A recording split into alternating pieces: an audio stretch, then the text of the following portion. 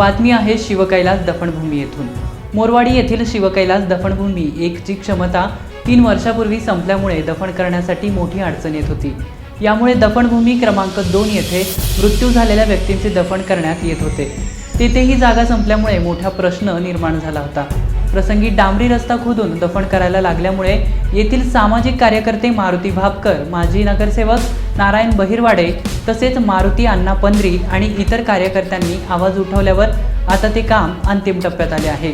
याविषयीचा ground report केला आहे आमचे विभागीय संपादक रोहित खरगे यांनी। पाहूयात।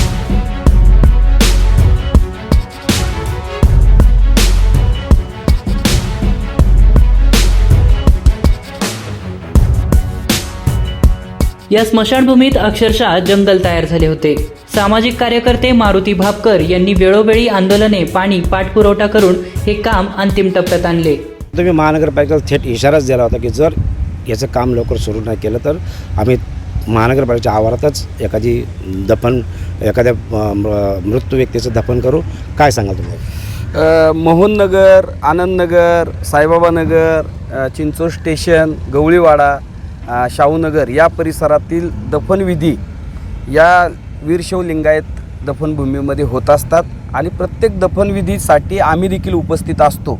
अशाच प्रकारे मारुती अण्णा पंद्री यांच्या नातेवाईकांचा, त्याच पद्धतीने बहिरवाडे आणि मिसाळ यांच्या परिवारातील निधन झालेल्या व्यक्तींचा अंत्यविधी करण्यासाठी आम्ही या दफनभूमीमध्ये आलेलो असताना अक्षरशः 2 नंबरच्या दफनभूमीमध्ये त्या ठिकाणी साईडला असणाऱ्या फुटपाथमध्ये आणि डांबरी रस्त्यावरती अंत्यविधी करायला लागत होते। म्हणजे मृतदेहाची मेल्यानंतर विटंबना करणे महानगरपालिकेच्या कडून घडत होतं।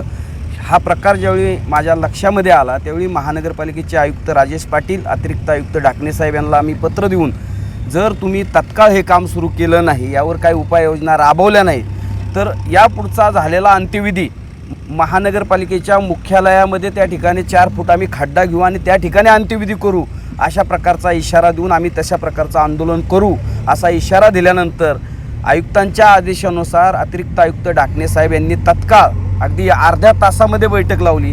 संबंधित विभागाचे अधिकारी रॉय सर असतील किंवा राजेंद्र पवार कार्यकारी अभियंता असतील, देशपांडे साहेब असतील, इतर सर्व अधिकाऱ्यांची तत्काळ बैठक लावली आणि तत्काळ या दुसऱ्याच दिवशीपासून या ठिकाणी काम सुरू झालं। या ठिकाणी त्यांनी सांगितलं की शॉर्ट टेंडर काढू, मात्र कामाला आम्ही व्यत्यय आणणार नाही। दुसऱ्या दिवसापासून या ठिकाणी हे काम सुरू झालं। 28 दिवसाच्या कालावधीमध्ये हे काम पूर्ण केलं जाईल अशा प्रकारचं उत्तर त्यांनी मला दिलं होतं। त्या पद्धतीने 28 दिवसाच्या अगोदर हे काम पूर्ण झालेलं आहे।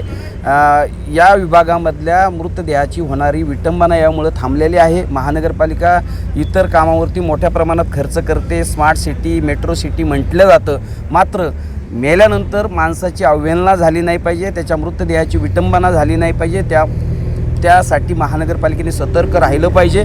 यासाठी महानगरपालिकेने केवळ पिंपरी चिंचवड शहरातल्या मोहननगर परिसरातील स्मशानभूमी नाही तर सगळ्या स्मशानभूमीबाबत सतर्क राहिलं पाहिजे, दफनभूमीबाबत सतर्क राहिलं पाहिजे। या आमच्या गंभीर समस्येचं निराकरण महानगरपालिकेने अतिशय जलद गतीने केलं, त्याबद्दल महापालिका आयुक्त, अतिरिक्त आयुक्त, संबंधित अधिकाऱ्यांचे मी सर्व आमच्या मोहननगर आणि चिंचवड परिसरातील नागरिकांच्या वतीने या ठिकाणी मनपूर्वक आभार व्यक्त करतो। धन्यवाद। या कामाला 20 लाख रुपये खर्च आला असून आयुक्त राजेश पाटील यांच्या आदेशानंतर अतिरिक्त आयुक्त विकास ढाकणे यांच्या नियोजनामुळे हे काम केवळ 28 दिवसातच अंतिम टप्प्यात आले आहे। बाबा किती वर्षापासून तुम्ही येत आहे? 10-15 वर्षांनी येतो आम्ही इकडं। आता पूल भरलेला होता, तिथं गाडायला काही जागा नव्हता। आता नगरपालिका चांगलं करून दिलं, व्यवस्थित करून मग परत इथं सुरुवात करतो। आता पुन्हा चांगलं झालं सगळं? हो। आता लवकरच या दफनभूमीत दफनविधी करण्यास परवानगी देण्यात येणार आहे।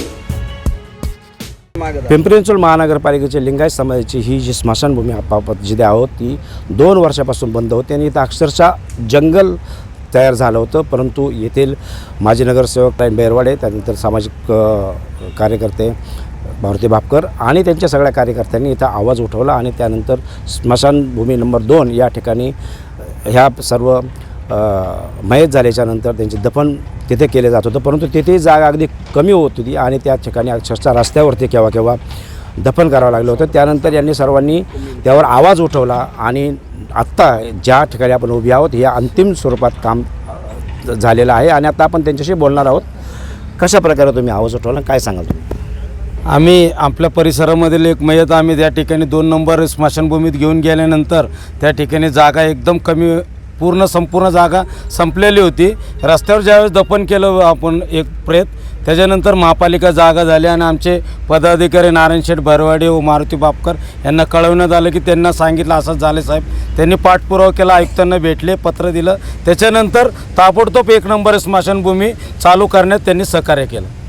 येथील माजी नगरसेवक नारायण भैरवाडे आहेत. त्यांनी येथील सर्व जुने असून येथील सगळ्या स्मशानभूमीचा त्यांचा इतिहास ते सांगतात आणि कशा प्रकारे येथे त्यांनी पाठपुरावा केला सांगतील. MIDC सन 1998 साली ही जागा ताब्यात मिळाली. साधारण 2000 सालापर्यंत महापालिकेने ही व्यवस्थितपणे विकसित केलेली आहे. विकसित करत असताना माती भरणं, टॉयलेट बाथरूम बांधणं, वेटिंग शीट करणं ह्या सगळ्या जागा केल्या आणि ही जागा एकूण 3.5 एकर होती. पण मध्यंतरी BRTचा रस्ता गेल्यामुळं 45 मीटरचा रस्ता गेल्यामुळं ती जागा कमी झाली आणि ही जागा आम्ही ताब्यात देत नव्हतो. पण विकास कामाला विरोध नाही म्हणून आम्ही काय सांगितलं, व जेवढी जागा 45 मीटर रस्त्यामध्ये जाते तेवढी पर्यायी जागा आम्हाला महापालिकेने द्यावी. महापालिकेने जागा ती देखील आम्हाला दिली, ती देखील विकसित केली. क्रमांक 1, क्रमांक 2 अशा 2 प्रकारे या ठिकाणी दफनभूमी आहेत. ही दफनभूमी 10 वर्षामध्ये पूर्णपणे भरलेली होती. ही जशी भरली त्याच्या दुसऱ्या दिवशी महापालिकेला आम्ही पत्र दिलेलं होतं की ही स्मशानभूमी पूर्णपणे भरलेली आहे, दफनविधीसाठी या ठिकाणी जागा नाही. क्रमांक 2 आता चालू करा आणि ती चालू करत असताना ही देखील आपण डेव्हलप करा. याच्यामध्ये ट्रॅक्टर वगैरे फिरवा, काही माती याच्यामध्ये भरून टाका की जेणेकरून ती भरल्याच्या नंतर पुन्हा आपल्याला या ठिकाणी सुरू करता येईल.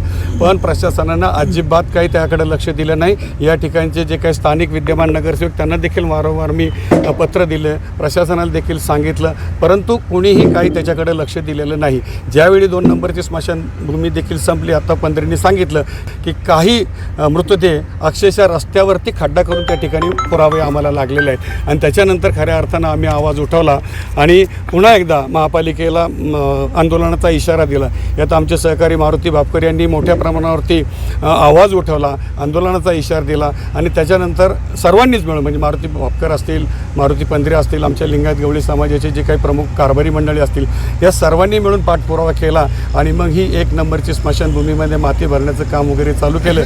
मग अशी मारुतीने सांगितलं 20-1 लाख रुपये याला खर्च झालेला आहे आणि चांगल्या पद्धतीने ही स्मशानभूमी आता विकसित केलेली आहे. माझं समाज बांधवांना एवढंच विनंती आहे की महापालिकेने आता पुन्हा एकदा नव्यानं माती भरून विकसित केलेली आहे.